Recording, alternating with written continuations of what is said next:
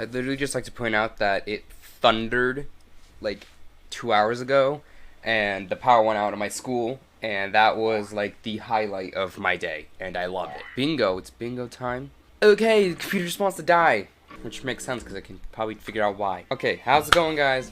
Welcome back to another video, and in today's video, I'd just like to point out like what happened at what was released at the or announced at the Spring 2021 Apple event that happened yesterday, because I wanted to make a video on that and be like, here's what was announced and here's what the rumors are that weren't announced. Okay. So I want to do it in order. So I put it in order on a list, and that's how I'm going to talk about it. So the first thing they talked about on the event was Apple Card, and they talked about how like they could set up using spouses. So like, I don't know really how to explain it, but it's like spouses can use each other, and they can like see their credit card usage. They can have it, the bills, and I don't know. I really wasn't paying attention to that part. The other thing they were talking about is that anyone over the age of 13 can use Apple Card, and you can set limits. So like, if you have an iPhone, you can now get an Apple Card, or like if you're 13, you can now get an Apple Card if you have, you know, your own bank account stuff. And then you can have it set up so that you can have a credit limit, so you don't exceed that. So if you don't want them spending more than $200 a month, it shouldn't do that. Hence, credit limit. If you want to find, I'd say, better, more in-depth view of what else was announced, like instead of just what were announced and here's the features it comes with.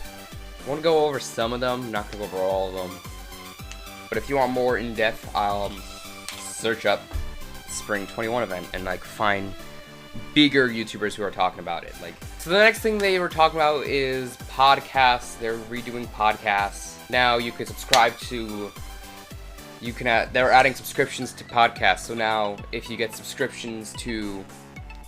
subscribe to a podcast, you will get early access to some podcasts. You'll get extra stuff. They're redoing the whole podcast app from the ground up, so that's really cool. I mean, I don't use podcasts, so this really doesn't involve me. But if you're a podcast, if you use Apple Podcasts and you listen to podcasts, and I guess podcast is your go-to app, then this is something you're definitely looking forward to with podcasts. I think they were talking about iOS 14.5, but that was going to be released sometime next week. Next thing on my list was iPhone 12. Now, no. They said iPhone. I'm pretty sure a lot of people said they're coming out with a new iPhone SE. It's only been a year since the iPhone SE 2 came out. Crazy, I know, I get it.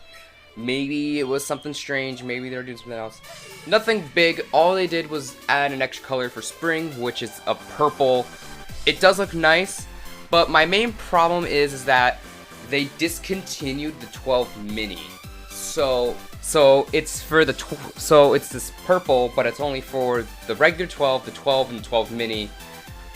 But which I just think was what I think is a waste is that they discontinued making the 12 mini because it didn't get good sales, because they had the iPhone 11, the 10R, and the iPhone SE 2, and everyone was getting either the iPhone 12 because, you know, it has Face ID and everything, and it's, I guess, in more of a budget version of the 12 Pro, obviously. But then you have the iPhone SE, which has like, I just took a photo and it killed my computer. And then you have the iPhone SE 2, which is basically an iPhone 11, has all of the well, not all the features, but it has the hardware of an iPhone 11 just shoved into an iPhone 8 housing, basically. So you get that A11 or 12, whatever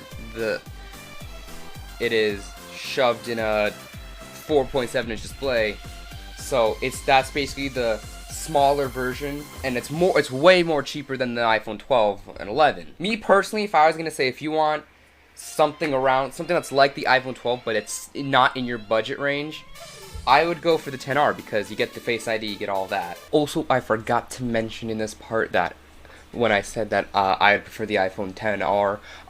It's also got really cheaper over the years, and it's still one of, and probably is one of Apple's best phones since the 6 probably, considering it has like the all colors of the 5C, but instead of it being in a plastic housing, it's in a metal, aluminum, and it's glass to glass, more durable than a 5C, you know, their worst phone. 64 gigabytes for the iPhone XR starts at $499 or $20.79 a month before trade-in.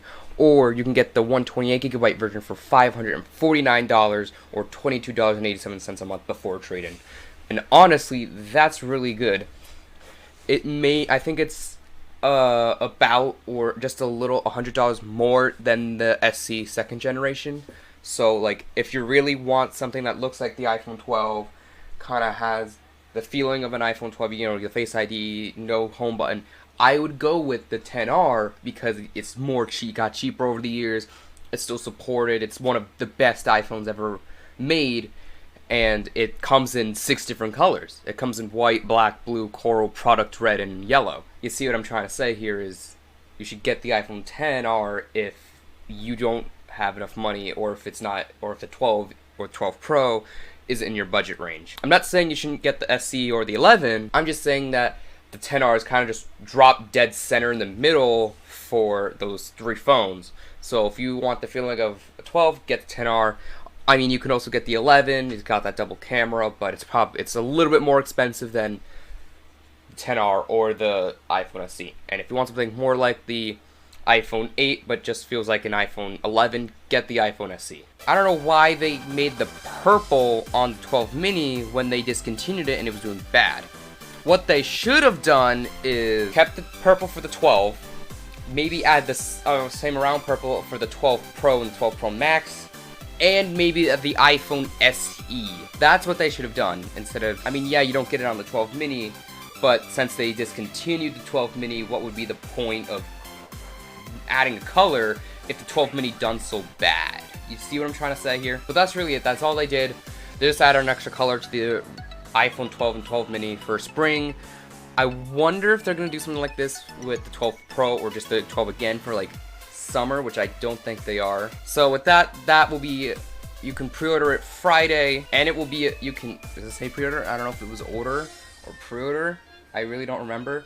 But it should be available Friday, April 30th, if I don't procrastinate on editing. If I don't procrastinate editing this video, and this is out before Friday the 30th, it should be out this Friday. And if not, if this is out after the 30th, it's already out. You can order it, you can, there you go. I said pre-order on here. I don't know if they said you can pre-order it now and you'll be here by the 30th. The next thing on my list is Find My. Now, I downloaded the 14.5 beta version, and down here, which you probably can't see, so I'm gonna enhance it. Right here, there's a button, and it's for third-party developers. So like, if you have Beats, it will be on, you can put it on Find My. And if you have like apparently you can put a backpack on here. Like you can have a backpack, a bike, like that.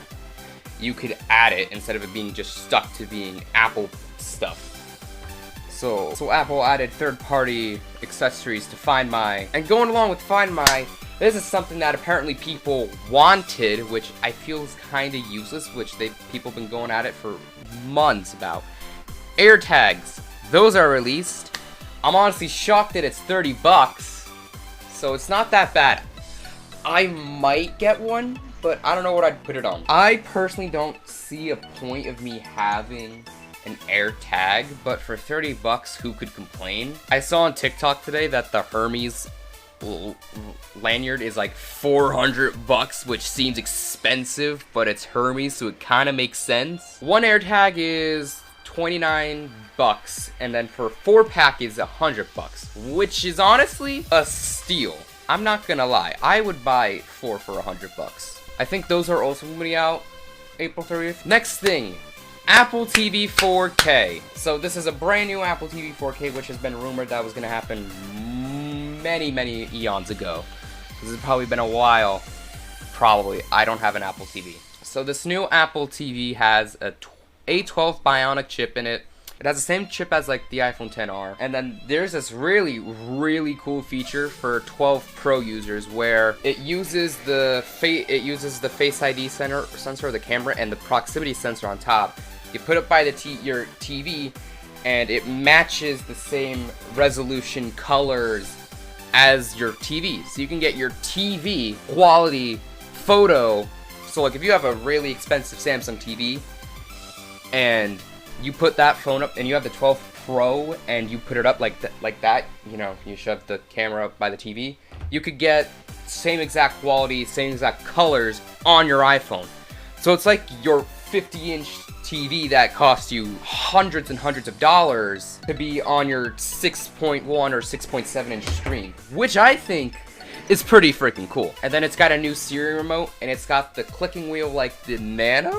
I believe it's the Nano. So like, you know, you kind of get that nostalgic iPod classic happening in Sound Mist. Oh my god, why? And it should be available April 30th again. And then this new thing, which was kind of rumored for a little bit, not as long, is iMac. They completely redid the iMac. They kind of it looks like they took an iPad Pro and just said screw it and stretched it out. That's basically what it looks like. It comes in 7 different colors. Space gray isn't one of them, so Apple really said no to space gray. It's only the 24-inch so far, so the 27-inch iMac doesn't have this yet.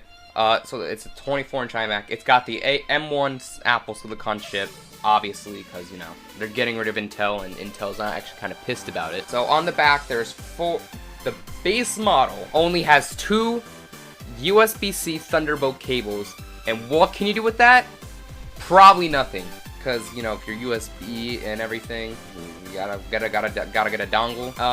Then the other models has 4 Thunderbolt USB-C cables, and that's it. They moved I don't know what you could do with that. I mean, obviously you can connect screens and stuff and get that.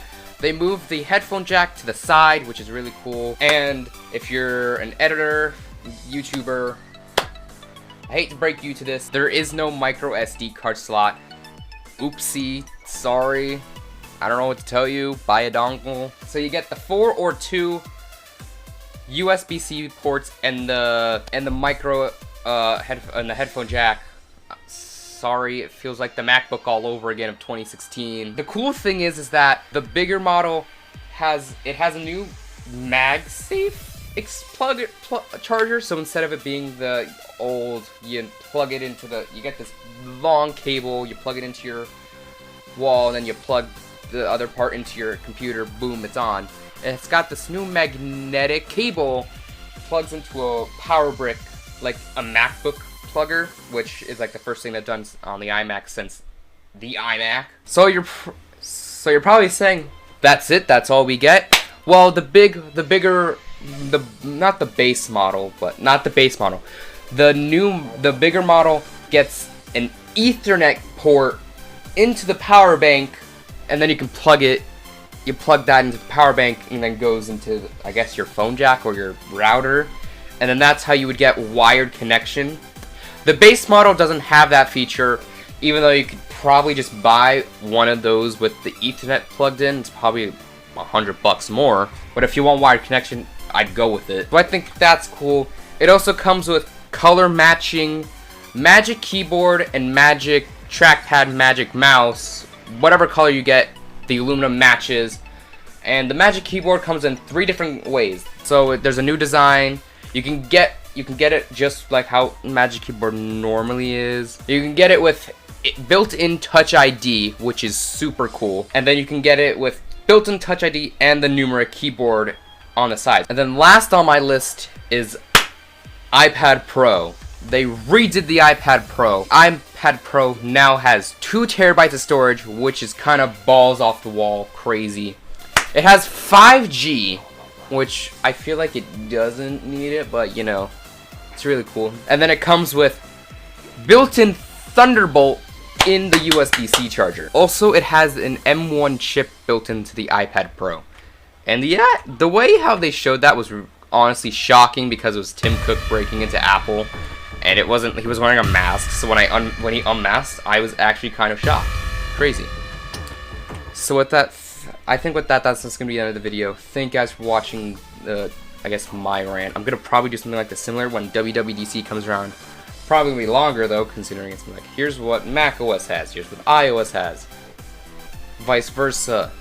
Here's what doesn't support macOS, here's what doesn't support iOS, vice versa again. You can pre-order the new iMac April 30th and will be available in the second half of May. I think the iPad Pro 2, something else is supposed to be out mid-May again. So you can probably figure something out about that on a different channel. I'm not trying to make this video be like 30 minutes long. So thank you guys for watching. I'm gonna finish this COG battle. Probably. Deuces.